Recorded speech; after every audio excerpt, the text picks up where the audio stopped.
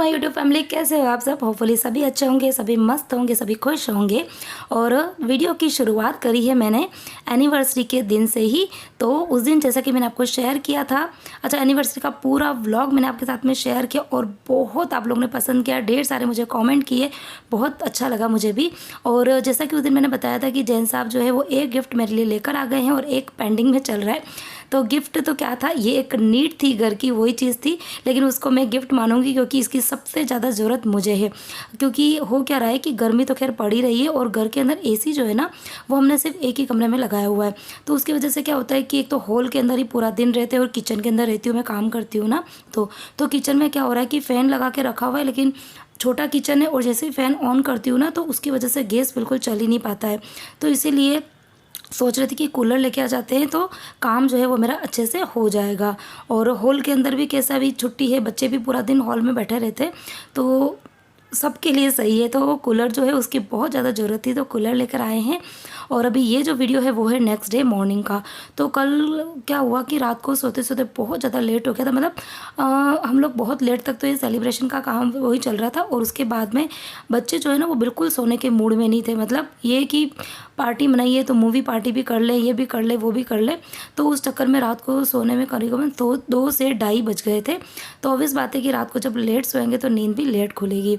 तो फिर सुबह बस आराम से ही उठे और उठने के बाद में फिर जैन साहब जब लेट उठते हैं ना तो बस उनको ऐसा होता है कि बस फटाफट से अब शॉप पे जाना है। तो मुझे भी ऐसा है कि जब वो शॉप पे जाए तो फटाफट से उनको खाना वाना खिला के और फिर ही भेजें, और इसी बहाने मेरे जो काम है ना वो भी किचन के जल्दी हो जाते हैं। तो जब लेट उठी तो फिर उसके बाद मैं इतना सोचा कि क्या खाना बनाऊँ, तो मुझे कुछ भी माइंड में नहीं आ रहा था। तो मैंने सोचा चलो दाल बाटी ही बना देते हैं, क्योंकि एक तो जल्दी भी बन जाती है और घर में सबको पसंद भी है। और मलाई जो है ना वो भी एक्स्ट्रा इकट्ठी हो गई थी। तो बस आटे के अंदर मैंने घी का थोड़ा सा मोयन डाला और साथ में डाल दिए मलाई। तो मलाई डालने से एक तो घी का मोयन कम डालना पड़ता है और दूसरी जो बाटी होती है ना वो बहुत ज़्यादा क्रिस्पी और बहुत अच्छी बनती है बाटी, बहुत सॉफ्ट सी बाटी बनती है। तो बस सभी चीज़ें डालने के बाद में फिर उसको अच्छे से मैंने मिला दिया है और फिर लगाऊंगी मैं एकदम टाइट सा आटा। तो जितना ज़्यादा टाइट आटा लगता है ना तो बाटी बहुत ज़्यादा अच्छी बनती है, टेस्टी बनती है। लेकिन ये कि बहुत ज़्यादा टाइट आटा मैं नहीं लगा पाती हूँ, क्योंकि फिर उससे एकदम टाइट आटे से मैं ना गोल गोल बाटी नहीं बना पाती हूँ। तो फिर मैं क्या करती हूँ कि बहुत ज़्यादा टाइट भी नहीं और बहुत ज़्यादा लूज़ भी नहीं, सेमी सॉफ्ट जो आटा होता है ना वैसा मैं लगा देती हूँ, ताकि अच्छी मैं गोल गोल सी बाटी बना दूँ।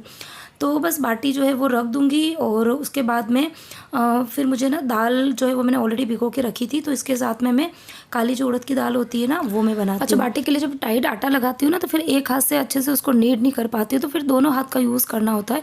तो एक हाथ में मैंने ये गोल्ड की फिंगर रिंग पहनी हुई है ना, तो उसमें काफ़ी ज़्यादा आटा जो है वो फंस गया था।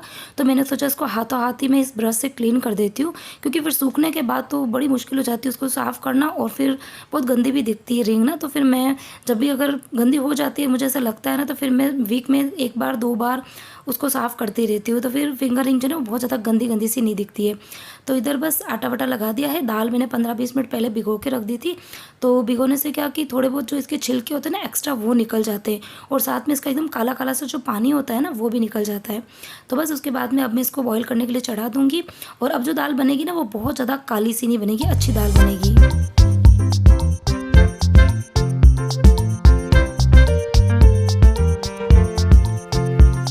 तो दाल का तड़का भी लगा दिया है, बाटी भी मैंने चढ़ा दी है। तो अब वो धीरे धीरे बनती रहेगी, क्योंकि बाटी को बनने में आधा घंटा लग जाता है। बिल्कुल लो फ्लेम पे मैं पकाती हूँ ना तो अच्छी बाटी बनती है।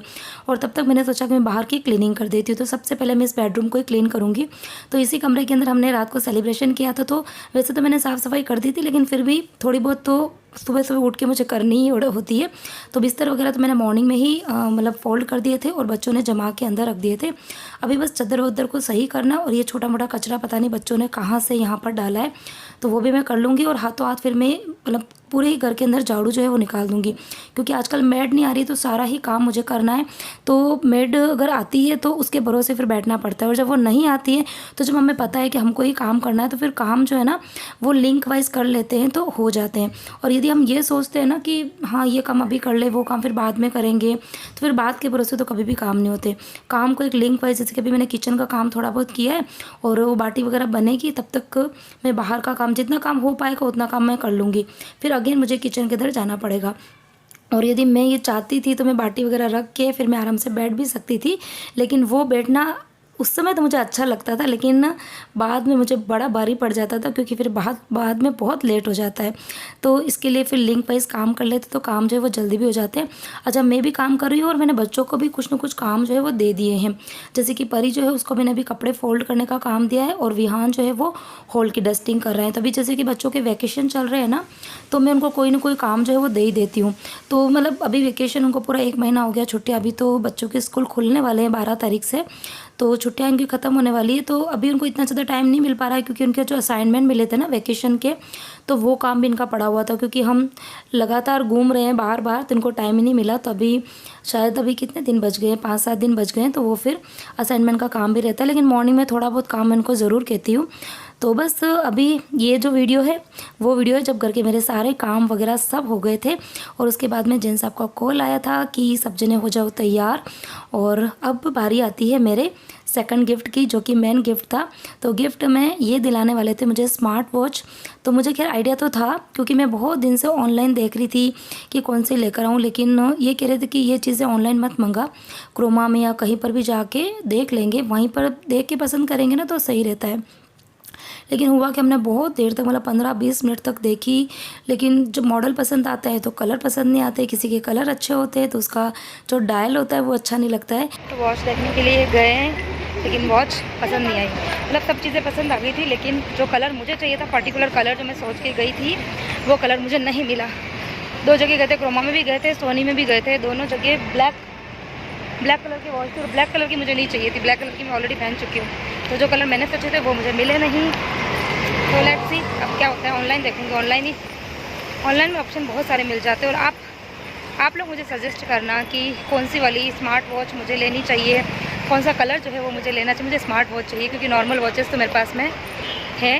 स्मार्ट वॉच जो है वो एक मैंने पहनी हुई है, लेकिन वो ब्लैक कलर में थी। तभी मुझे अच्छा सा कलर चाहिए। तो आप मुझे सजेस्ट करना कौन सा कलर कि कौन सा कलर लूँ और कौन सा ब्रांड की लूँ। ठीक है, वेट करूँगी आप सबकी कमेंट का। तो वॉच नहीं मिली तो मेरा मूड जो है वो बहुत ज़्यादा ख़राब हो गया था। और फिर आने के बाद में मैं सो गई थी। वैसे भी बहुत तेज़ वाला इतनी तेज़ गर्मी बाहर पड़ रही थी ना, तो आने के बाद में फिर मैं सो गई थी। और अभी मतलब सो क्या गई थी, आने के बाद में कुछ देर बैठी, थोड़ी सी देर मैंने ऑनलाइन भी चीज़ मतलब वॉचेस वगैरह देखी। फिर उसके बाद मैं बहुत ज़्यादा कंफ्यूज हो गई थी।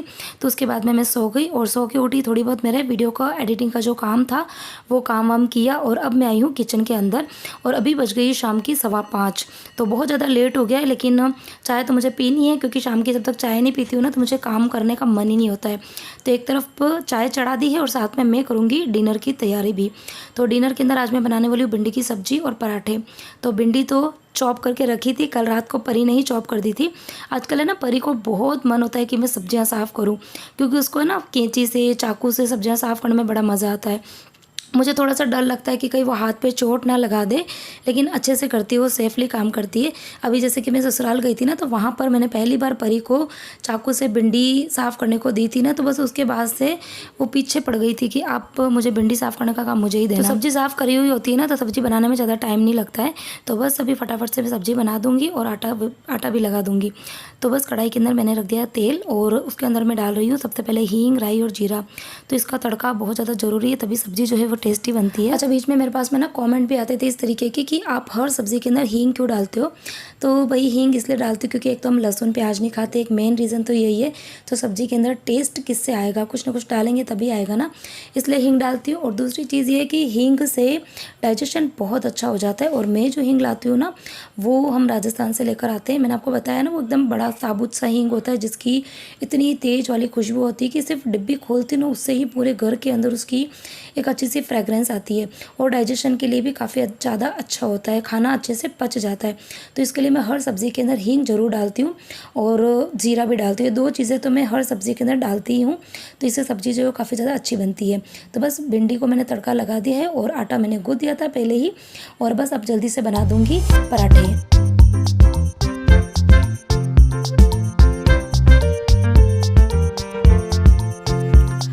तो काम करते करते कुछ बातें आपसे कर लेती हूँ, बहुत ही ज़रूरी सी बातें। तो सबसे पहले तो आप सबसे मैं रिक्वेस्ट करती हूँ कि यदि आपको यदि मेरे वीडियोस पसंद आते हैं, तो आप मेरे वीडियो को आपके फैमिली ग्रुप के अंदर आपके जिस भी सोशल मीडिया पर आप हो, फेसबुक हो, इंस्टाग्राम हो, वहाँ पर जितना ज़्यादा आप शेयर करोगे तो मेरे वीडियोज़ के ऊपर व्यूज़, लाइक और सबसे बड़ी बात सब्सक्राइबर बढ़ेंगे, क्योंकि मेरे सब्सक्राइबर जो है वो बहुत धीरे धीरे बढ़ रहे हैं। क्यों धीरे बढ़ रहे हैं उसका मुझे कारण बिल्कुल भी नहीं पता है, लेकिन मुझे आप सबके सपोर्ट की बहुत ज़्यादा ज़रूरत है। तो यदि आपको मेरे वीडियो ज़रा भी पसंद आते हैं तो प्लीज़ उसको ज़्यादा से ज़्यादा शेयर कीजिए। और कल जो मैंने एनिवर्सरी का व्लॉग डाला था, इतने प्यारे प्यारे से कमेंट मेरे पास में आए थे, और मैंने जैसा कि बोला था कि मैं आप सबके नाम लूँगी, मैंने जितने नाम मेरे पास में आए थे सबके मैंने नाम लिए थे। लेकिन हुआ क्या था कि जब मैंने वीडियो की एडिटिंग स्टार्ट करी थी उसके पहले तक जिसके नाम आ गए थे उन सबके मैंने नाम जो है वो वीडियो के अंदर ले लिए थे। लेकिन एडिटिंग के बाद में यदि किसी के नाम आए थे ना तो वो नाम रह जाते हैं, तो उन सबके नाम जो है मैंने बोला था कि जिसके नाम रह जाएंगे उसके नाम जो है मैं नेक्स्ट व्लॉग में लूँगी। तो आज मैं उन सबके नाम लेने वाली हूँ। आज क्या मतलब कल के एनिवर्सरी के व्लॉग के अंदर जिसके भी कमेंट आए थे उन सबके नाम जो है मैं लेने वाली हूँ, ताकि कोई भी नाराज़ नहीं होने चाहिए, क्योंकि मुझे नहीं पता है किसने किए किसने नहीं किए। बहुत जनों के नाम तो खैर मुझे पता रहते हैं, कुछ कुछ नए नए नाम ऐड होते हैं ना तो मैं भूल भी जाती हूँ। तो इसके लिए मैं सबके ही नाम लेने वाली हूँ, ठीक है। तो बस कोई भी नाराज़ मत होना, और अगर किसी का नाम फिर भी रह जाता है तो मुझे कमेंट कर देना, ठीक है। और किसी को यदि मेरे से बात करनी होती है ना तो आप मुझे इंस्टाग्राम पर DM कर सकते हो वहाँ पर, क्योंकि ना यहाँ पर बहुत सारे कमेंट आते हैं, सबको पर्सनली मैं नहीं आंसर दे पाती हूँ। तो आप मुझे ना इंस्टाग्राम पर मैसेज कीजिए, वहाँ पर मैं आप सबको आंसर ज़रूर दूंगी। और इंस्टाग्राम पर आईडी जो है वो डिस्क्रिप्शन बॉक्स के अंदर है, और सेम जो नाम है यूट्यूब चैनल का उसी नाम से है। तो चलो जल्दी से मैं नाम ले लेती हूँ। तो सबसे पहले है ज्योति जैन, हिमांशी गुलाटी, कलावती शाह, तहसीन बेगम, मिश रॉय, सुकन्या जयवंत, कविता शर्मा, मंजू पंदारे, भूमिका गुप्ता, इंदु गुप्ता, बबीता कुकरेजा, तस्लिम दाबी, चांदनी जैन, शर्मीन शेख। तो ये वो नाम थे जिसने कल के वीडियो में मुझे कमेंट किए थे। बहुत प्यारे प्यारे कमेंट थे, बहुत अच्छा लगा। और बस यही था हमारा सेलिब्रेशन और आज का ये वीडियो।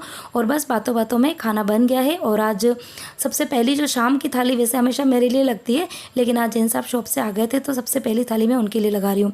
अच्छा, भिंडी की सब्ज़ी तो बनाई थी, लेकिन हुआ क्या कि मुझे ना सब्ज़ी थोड़ी कम लग रही थी, क्योंकि आधा किलो भिंडी भी नहीं थी और वो पक के बिल्कुल कम हो जाती है। तो फिर मैंने जल्दी जल्दी में सेव टमाटर की सब्ज़ी भी बना दी थी। और ये रसगुल्ले का डिब्बा जो है मैं बीच में डीमार्ट गई थी ना, वहाँ से लेकर आई थी।